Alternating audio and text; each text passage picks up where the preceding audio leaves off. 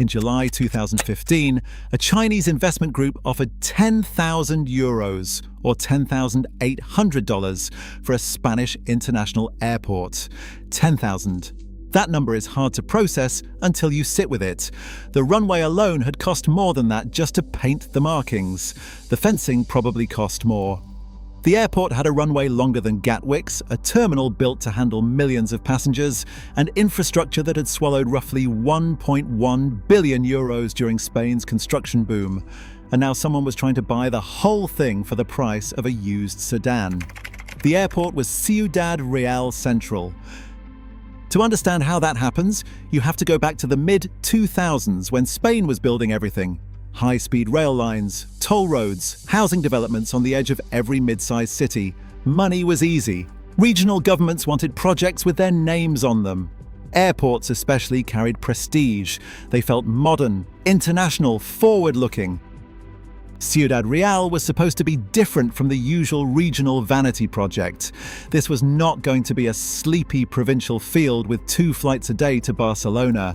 The pitch was bold: Spain's first fully private international airport, a serious alternative to Madrid Barajas, a pressure valve for a growing capital city. The location did not seem absurd at first glance. Ciudad Real sits about 200 kilometers south of Madrid, not next door, but not another country either. The real hook was not the highway, it was the rail line. The airport was built next to the Madrid to Seville high-speed rail corridor. The promise was simple: land at Ciudad Real, walk to the station, board an AVE train, and reach central Madrid in under 50 minutes. In theory, that could be faster than fighting traffic from Barajas during rush hour. If that connection worked, airlines would save on airport fees, passengers would save time, and Madrid would gain capacity without physically expanding its main airport. On paper, it made sense. But paper is forgiving. Concrete is not. Construction began in 2002 and moved quickly. The runway stretched to 4,100 meters, long enough to handle an Airbus A380. That was not accidental. The developers wanted the airport to be future-proof, capable of handling the biggest aircraft in commercial service. The terminal covered about 28,000 square meters. The initial plan called for 2.5 million passengers a year, with the ability to expand toward 10 million if demand justified it.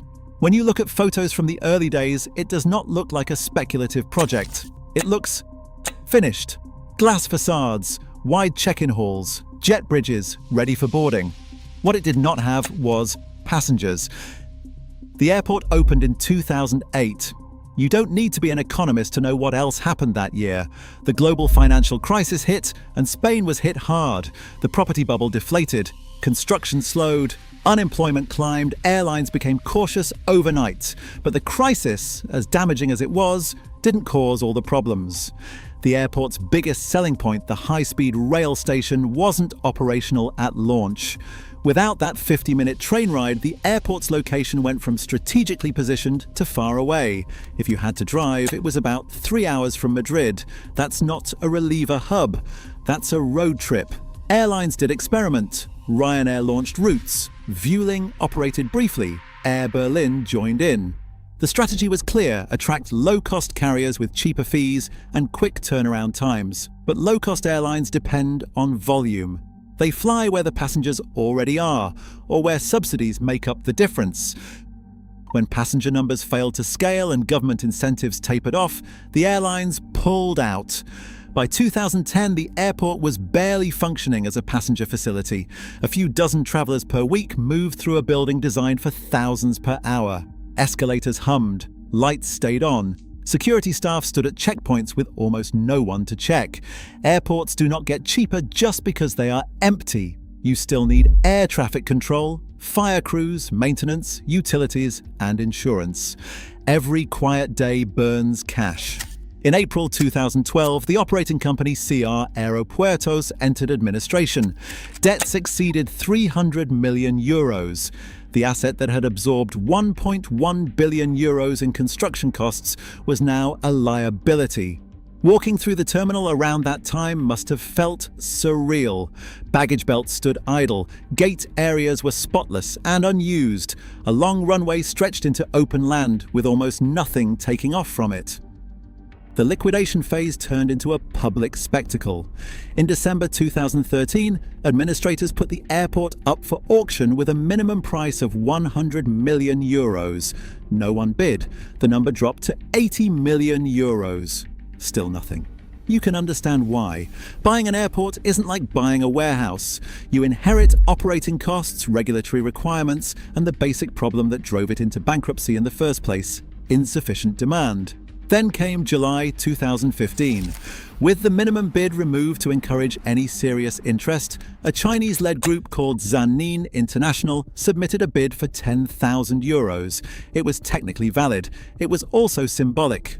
10,000 euros doesn't scratch 300 million euros in debt. The court rejected it as inadequate. Eventually, in 2016, CR International Airport SL acquired the facility for 56 million euros. From 1.1 billion euros to 56 million euros in less than a decade. That is more than 95% of the original capital effectively erased. It's tempting to treat Ciudad Real as an outlier, a cautionary tale you can point at and say, well, that was obviously excessive. But during the boom years, similar optimism existed across Spain and parts of Europe.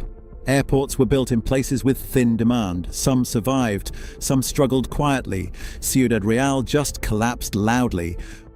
What changed its trajectory was not a sudden surge in passengers. It was a change in ambition. The new owners stopped trying to compete with Madrid. Instead of chasing travelers, they looked at what the site physically offered: a long runway, wide open apron space, low surrounding population density, and a dry inland climate. Those features do not sell airline tickets. They are useful. Aircraft storage became the first pivot. Parking dozens of jets requires space and reasonable weather. Dry climates reduce corrosion. Lower traffic means fewer slot constraints. Fees can undercut major hubs. When the aviation industry effectively froze during the COVID-19 pandemic in 2020 and 2021, airlines needed places to park grounded fleets. Ciudad Real suddenly had relevance. Virgin Atlantic, Vueling and South African Airways sent aircraft there for long-term storage. Rows of wide-bodies and narrow-bodies lined up on tarmac that had once been built for ambitious passenger growth. There is something almost poetic about that. A runway designed for constant movement, hosting stillness instead. Storage is not a complete business model. It generates revenue, yes, but it is tied to downturns. When aviation rebounds, parked aircraft leave. The longer-term shift came with maintenance. Sabena Technics signed a 25-year agreement to establish a maintenance base at Ciudad Real. The plan includes heavy checks and painting operations with up to 150 mechanics and engineers employed on site. That's a different kind of activity. It's not dependent on local passenger demand. It serves airlines across Europe and beyond. Maintenance, repair and overhaul (MRO) is less glamorous than passenger terminals filled with departure boards, but it is steady. Aircraft need inspection cycles whether tourism is booming or not. Paint fades, components wear out, regulations require periodic work. In that sense, Ciudad Real may have found a role better aligned with its geography. It does not need to convince families in Madrid to drive 3 hours for a flight.